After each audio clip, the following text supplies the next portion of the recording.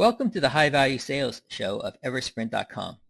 I'm Malcolm Louie, the managing member of Eversprint, and today we're speaking with David Singer, the president of Warehouse of Fixtures, St. Louis' premier location for new, refurbished, and used office furniture at affordable prices. Welcome to the call, David. Thanks, Malcolm. David, you grew your company's revenue from $3.6 million in 2014 to $9.4 million in 2017, a 161% increase, and this year you're looking to hit again the $9 million mark in 2018.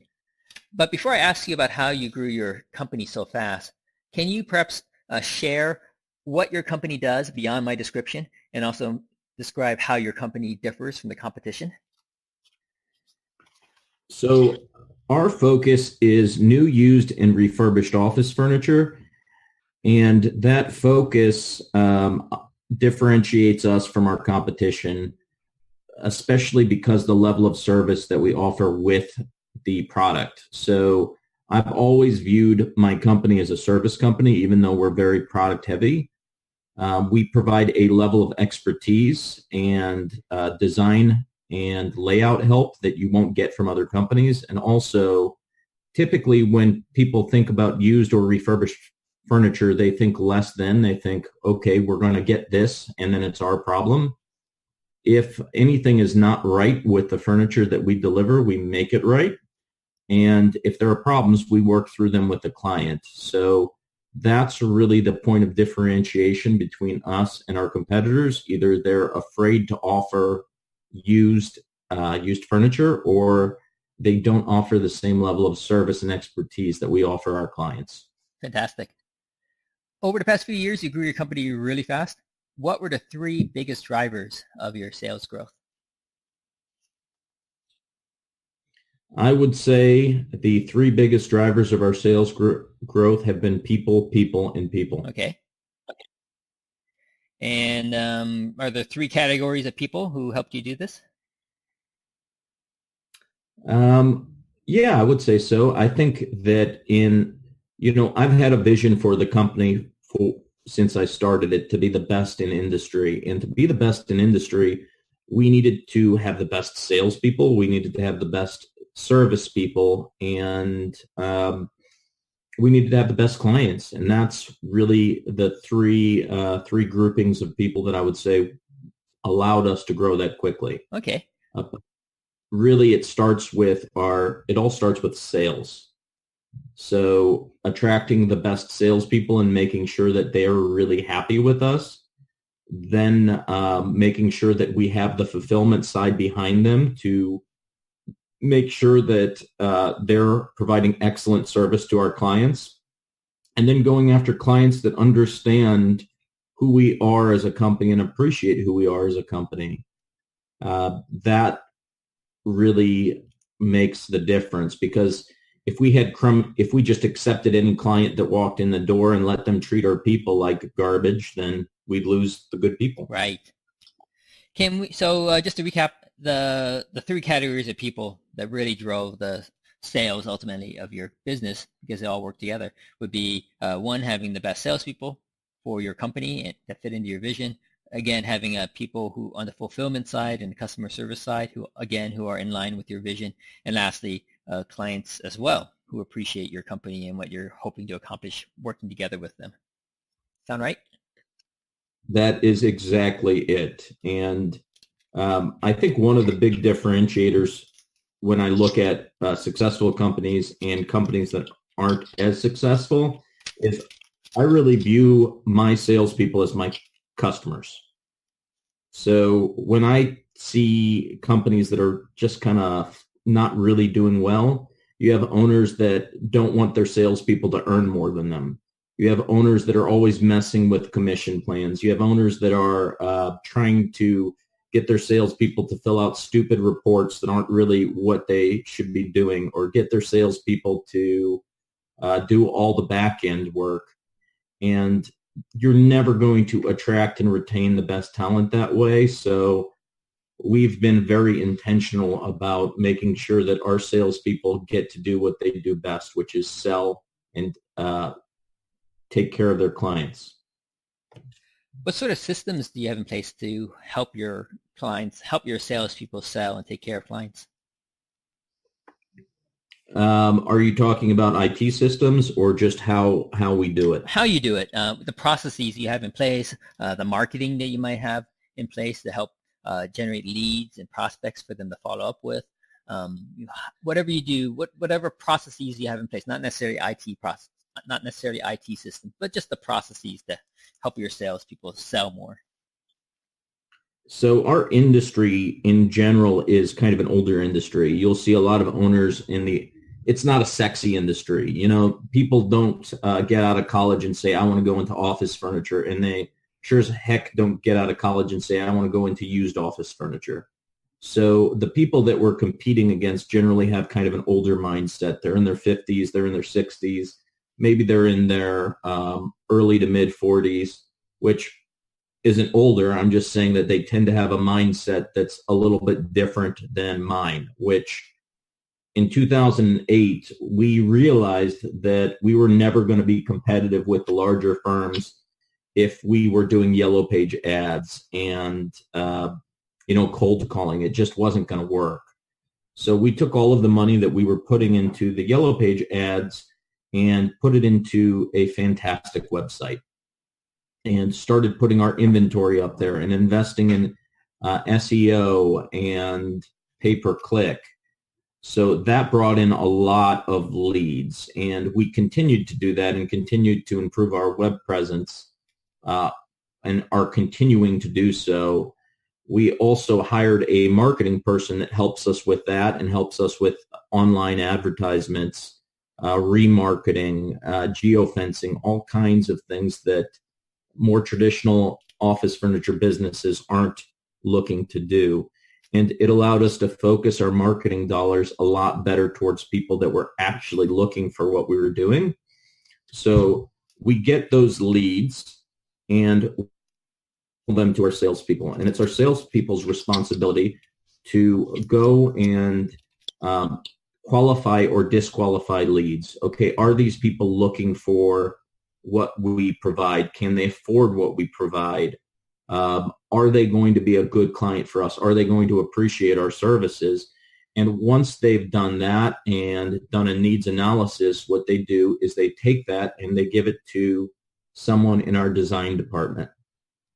And our design department basically takes the floor plans and does space planning and helps pick finishes and figures out the best way to reuse the client's existing materials, their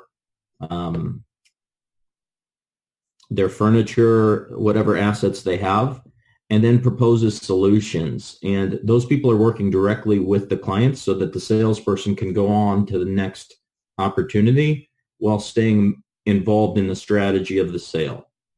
So after they get the sign off on the proposal, they take that and they hand it to purchasing, and purchasing takes care of that, making sure that the materials come in. The customer service and scheduling department takes those materials that are coming in and makes sure that the customer gets it within their time frame, and that if there are any issues, they're resolved. So it's basically allowing each one of the departments, the sales, the design, the customer service, the purchasing, to do their function really well and then move on to the next one. Right. Now, how do you track everything, make sure everything is going very well? Well, we have multiple ways of tracking things. We do it through a spreadsheet system right now. We're in the midst of developing a new ERP for our company that we think will help automate some of our processes. But we have a spreadsheet and a workflow process right now that works really well. Yeah, fantastic. Yeah, I talked to just another CEO just a couple of days ago, and he has a dashboard that built on the spreadsheet as well, right? And we were talking about how, you don't need to have all the fanciest tools and systems, right? Sometimes you just can just work with the basics and work on what really matters, and that's good enough to grow your business rapidly. You know what? At some point, you need to make sure that whatever you're doing is scalable, because we've reached a size where some of the things that we're doing involve just way too much double work or manual entry. So we invested this past year in a pretty robust ERP system based on Great Plains and Microsoft Dynamics that will automate a lot of the systems that we currently are doing manually. And that was important to me, especially because it's so hard to find good talent. So rather than, if I get a good salesperson, they might bring in $2 million of sales or $1 million of sales. Well, that would mean that I'd have to hire a designer. And that would mean I'd have to hire another third of a person in customer service.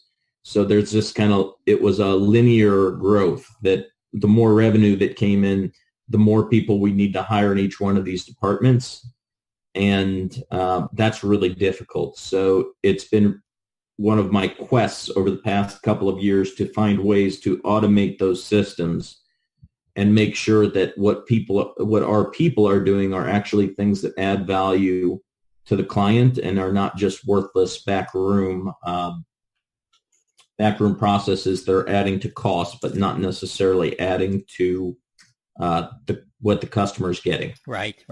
Yeah, another CEO I interviewed, he did something very similar as you are doing now, right? He built up a back office system that was scalable and just allowed the salespeople and other members of the team to do their work more efficiently and effectively. And I think just like he found with you, it allowed him to scale without adding a linear number of staff at the same time. So it worked out really well for him. Well, I'll let you know how it goes after we're done. Okay. Yeah, so you've given me more details on how you're hiring the best salespeople, and you also gave me some details during our conversation just now about the fulfillment side of your business and how they work to help grow your business. How about finding clients who understand and appreciate your company and your vision? How do you go about doing that? I know your sales people are involved a little bit on the filtering aspect, but is there more than that? Yes. So our biggest method of finding new clients is referrals. Okay. If you do a fantastic job for your clients, generally you're going to get referrals. But we've taken it even further than that, and it's based on kind of a philosophy that I have about building a referral network. So I am, in addition to running the company, I sell about $1.5 million of office furniture every year. And in addition to that, I've opened up some of the biggest accounts that we have myself. And the way that I've done that generally is by finding people that are dealing with the same clients that we are dealing with ahead of where we are in the process. So who is talking to the same people that we are talking to directly before we're going to need to talk to them. Does that make sense? Yeah, it does. So in our case, those people are moving companies, commercial realtors, architects and designers, sometimes bankers and attorneys and accountants, but generally the movers, the commercial realtors, the designers and architects are in there directly before we need to talk to those people. Right. So you're building up your network of these people, right? The ones who are working with your potential clients who don't need you right now, but they're going to need you after they move, for example, or they're going to need you after the architect and designers have designed their building, and now they need to start thinking about filling the building with furniture. Correct. And generally those warm referrals have a much higher close rate than, if I'm just calling someone out of the blue and saying, hey, I see that you're building a new building. Do you need office furniture? Yep. I'm Bob with Office Furniture Company. This is, hey, Bob, or hey, whatever your name is, client. Dave Singer is the guy to go to for this. And I think you should deal with him for these reasons. So basically, we have our referral sources pre-qualifying our clients for us. Nice. Can you share how you're going about building your referral network? You know, I go out and meet with a lot of people, and the people that I meet with, they say, hey, who are your best clients? Who should I introduce you to? And a lot of salespeople are saying, well, I need people that are moving. Okay, well, that's a great person to introduce me to as well. Like I need someone that's moving, but I'd rather meet somebody that's meeting all of the people that are moving. So when people ask, who should I introduce you to? I say movers, commercial realtors, and designers and architects. So I funnel almost totally to that. And whenever I'm working on a project and someone is involved in it that I don't know, I make a point of introducing myself to those people. So that's how we've met the people that are referring us business. When we were first starting, it was, hey, who are the best people in all of these industries?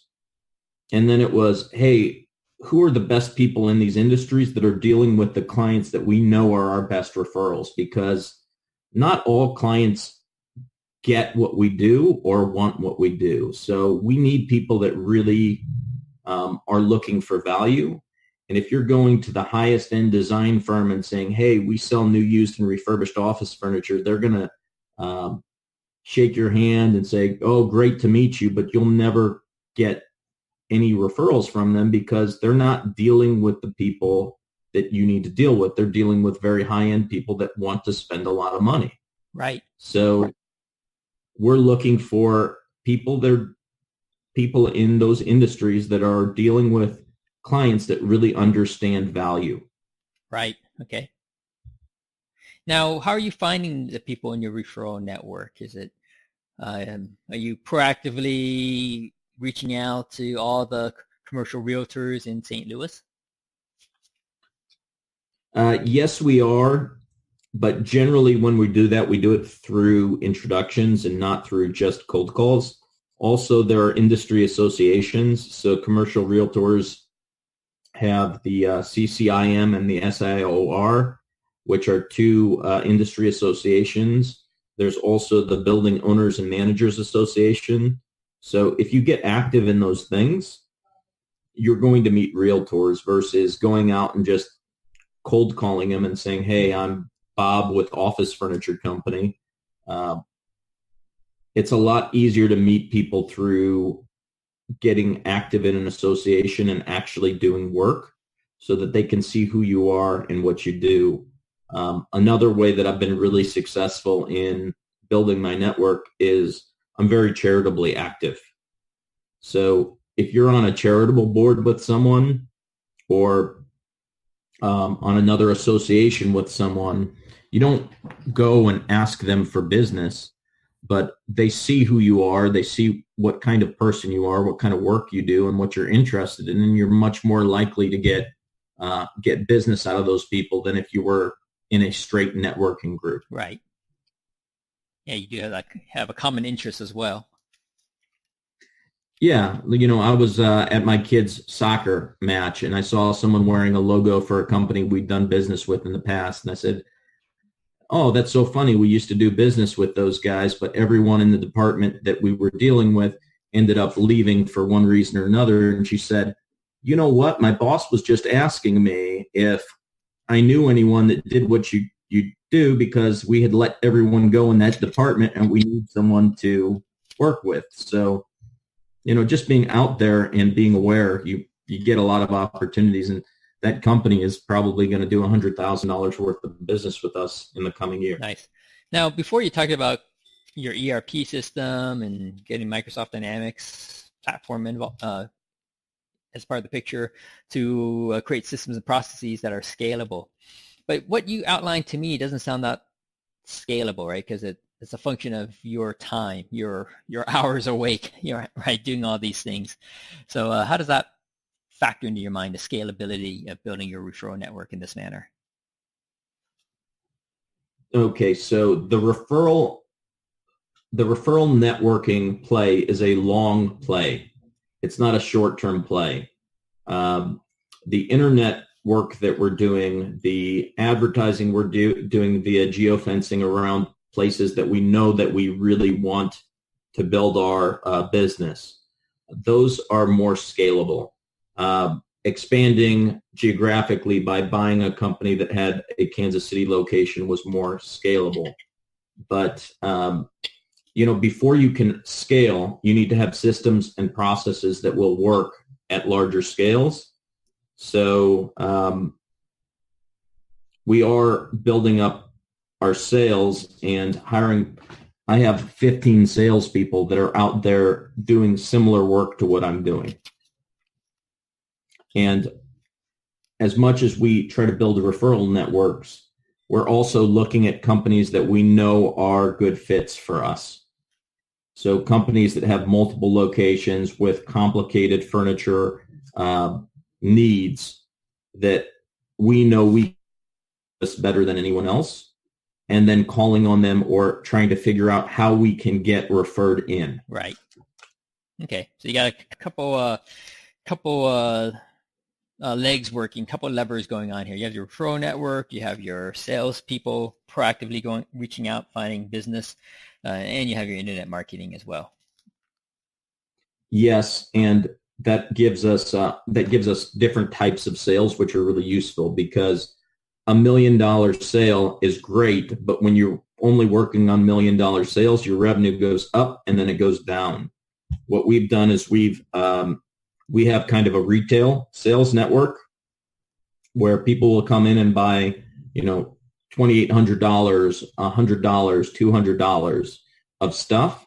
And then we have our contract sales where, I have one client or one salesperson that works with all of the universities and does $2 million worth of business. I have one salesperson and one designer that have one account that does between $2 and $4 million of business a year. So it's good to have the different segments of business, also because you can work at different margins. Right. Now, this year is going to be a flat year for you. What happened this year that resulted in a flat level of sales? Well, there were a lot of interesting things that happened this year. Our first quarter and first 6 months of the year were down, and that's really why we were flat. So, and we were hearing industry-wide that was happening. But I think we also had some growing pains. We had some operational issues that were going on, where our sales team wasn't probably as confident in the operations as they had to be. So in addition to the industry being kind of down in the first half of the year, we had some internal issues that needed to be resolved for our sales team to really be able to go out and knock it out of the park. So when we look at sales in process, we have $3 million of sales in process right now, and we're budgeting for $15 million of sales in 2019. But none of that would have been possible if we hadn't have figured out some of the internal issues that were really holding us back. Can you give us a brief summary as to what the biggest issue that was holding you guys back? We were looking for the right person in an operational role to manage scheduling and customer service, but really to be over all of operations in the business. So what was happening was we had someone in that role that was good for probably $6 or $7 million, but wasn't able to scale that department to do 10 or 15. And when we hit that wall and we knew that wasn't the right person, we brought someone else in. And within 3 months, I knew that someone else wasn't the perfect person for the job. So we replaced him with a new person, and the new person was fantastic. And as soon as the sales force got it in their head that, okay, now we can sell and move on, and we're not going to have to worry about following up to make sure that everything was perfect, that the customer service team, the scheduling team, the warehouse team is really on it, sales just exploded. Right. Yeah, I can imagine.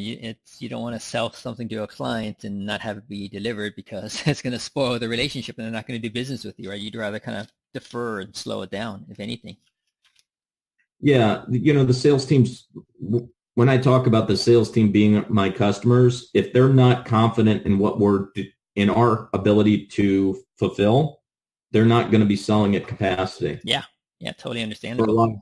Right, they're thinking long term, right? They don't want to work with a client and make up promises that aren't kept, right? Because they might not ever do business with you ever again. Absolutely, and we are very much a relationship business. Like I said, most of our business comes in through referral. And as much as I talked about building referral networks, the client referrals are huge, and returning business is huge. It's so much easier to take care of the clients that you have and keep those clients than it is to go out and get new ones. So we really take that very, very seriously. Yeah, definitely. So for 2019, you mentioned just now that you're targeting 15 million for sales. So that'll be a nice increase from around 9 million in 2018. And what's your plan to get there from 9 million end of this year, 2018, to 15 million next year? Well, we acquired a company in September, and that acquisition, I think, is probably going to add between $2 and $4 million in sales. In addition to that, we have one very, very large client that we positioned ourselves extremely well with over the past year that I am guessing will do somewhere between $3 and $4 million in sales across the U.S. and Canada in 2019. So I think 15 million is not going to be that difficult to hit. I think we could blow it out of the water if we really did a great job. Right.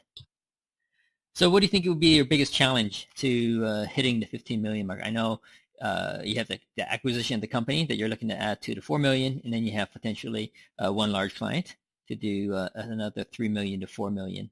Are those done deals in terms of their revenue contributions, or there's some challenges that you and your team need to overcome to make it happen? There are always challenges. We rely very heavily on vendors. So if we have a vendor that doesn't come through for us, that's our reputation on the line. And so at any time we could lose a client based on a vendor not keeping their word. So we have that. We have other people that are knocking on the same doors that we are. And just also keeping the wheels on the bus. Doing acquisition is really difficult. We have a very strong culture here, and we brought in some people that had come from a different culture. So there's some rubs there. And getting people used to working with one another and making sure that they understand that, hey, this guy's not trying to be a jerk. He communicates very directly. So you need to understand how he communicates. So there are lots of challenges. There are lots of things that could get in the way. Everybody is saying, hey, the economy is going to tank in the next year. So there's a lot of fear around that too. Right. How about marketing and sales challenges to get to your target for 2019?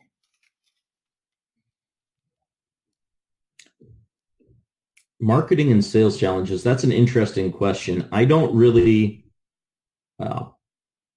I think in our industry right now, because things are going so well, marketing and sales are the easiest things that we have going on. Okay. I'm more worried about operations. I'm more worried about cash. I'm more worried about keeping my people happy. If I had those things behind us and they were all taken care of and I could just say, okay, let's sell as much as we could, we'd be a $20 million company. Right. So what's it going to take to get your operations sorted out, getting your cash flow the way you want it to be, and keeping your people happy? Yeah, I mean, new business owners don't often think about it in terms of that thing. They think sales, sales, sales, sales, sales, and they should, because really nothing happens without sales. But when you've been in business for a while, you realize that if you sell and you don't deliver, like you said, you lose clients. You realize that if your sales grow by, we're talking about 60 to 80% sales growth next year. Okay, where's the cash going to come from? How am I going to support that from a cash standpoint? And how am I going to support that from a operational standpoint, from a IT standpoint, from all of these different things? Once you get to be a more established business, you understand that all of those things are super important, because you can sell yourself out of business. You can be the most profitable business in the world and sell yourself out of business if you run out of cash. Right. Right, that's an interesting phrase, sell yourself out of business. It happens. It happens all the time. When we have this client that's going to go from selling $2 million with $2 million a year to $4 million a year, everybody's patting themselves on the back, and I'm talking to the bank. I'm talking to the vendors. I'm doing everything I can to make sure that we're going to have the cash to support that. Right. Because our vendors are coming to us and saying, hey, you have $1 million credit line and you're now pushing over that. How are you going to pay for this? Right. It's fun. There are new challenges at every one of these milestones. Yep. Yeah, definitely. And I don't think people fully understand the cash flow implication side of things until they're actually in the middle of it, like as we are now. Yeah. I got I think most business owners' weak side is financials. So I got a financial coach, not a financial advisor, but a business coach that focuses on financials a couple of years back. And if it hadn't have been for that, I think it's likely that we wouldn't be in business, because managing cash flow through that type of growth is incredibly difficult. Yeah. How many months of financing do you need to carry in terms of, buying the inventory, waiting to be paid by your clients? So, especially because larger clients ask for longer terms, if we place the order on day one, we might not get paid in full until day 60 or 75. Right. That's quite a bit of interest cost to pay, and as well as waiting for them to pay so that you can pay back the bank and pay all your bills and your vendors and everyone else as well. It is, and you have to build all of that into your margin, and you have to build it all into your plans. And it can get a little overwhelming sometimes. Yeah, and you have those unexpected, unforeseen issues, right? As you said, if a vendor doesn't deliver, if one of your customers for whatever reason doesn't pay on time, it kind of can throw everything out of whack easily enough. Yes, when you're playing with that big numbers, it's really easy for something to go wrong. And in our industry, we have part numbers, and one miskey in a part number could cost you $1 million. Yeah, don't make that fat finger mistake. No, not at all. And you're right. If there's an issue on the order, it also pushes out payments. So there's so much to think about when you're working with this type of growth. It's a lot easier to stay stagnant, but to me, I think about it, and I think that if I'm not out there growing and getting better and leveraging my relationships with these vendors to increase our discounting and making sure that other people aren't coming into my market with better discounting and beating up on us, then we're just waiting for somebody that's smarter and more aggressive to put us out of business. Yeah. You definitely have to keep on improving your game, right, to stay relevant. Yes, very, very much so. I look at some of the people in this industry that were the biggest and are now out of business, and they just got fat and happy, and they weren't pushing the envelope. They weren't being creative. They weren't taking the best care of their people. And guys like me that came in and said, I'm going to be the best, knocked them off. Yeah. There's always the number two that wants to be number one, right? Yeah, it's like the gunslingers, right? Yeah. They always want to be the fastest. Two last questions for you, David. Who are your ideal customers, and what's the best way for them to contact your company? Our ideal customers are companies, large or small, anywhere across the United States that have complicated furniture issues, or have multiple locations and want someone to be able to manage the furniture in all of their locations, that value service and value price. So probably somebody that is shopping for cars and looking at used cars, or looking at lower cost, higher value cars like Toyotas or Hondas. People that understand that there's no residual value in their office furniture, so they can either spend another $10,000 on their office furniture, or they can take their family to Disneyland. So the best way to contact us is through our website, www.stlwarehouse.com.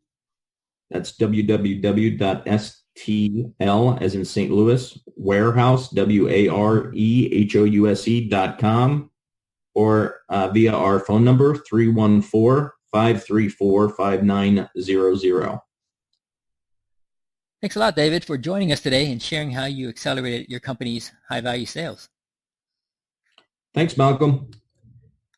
We've been speaking with David Singer, the president of Warehouse of Fixtures, about his company's rapid growth.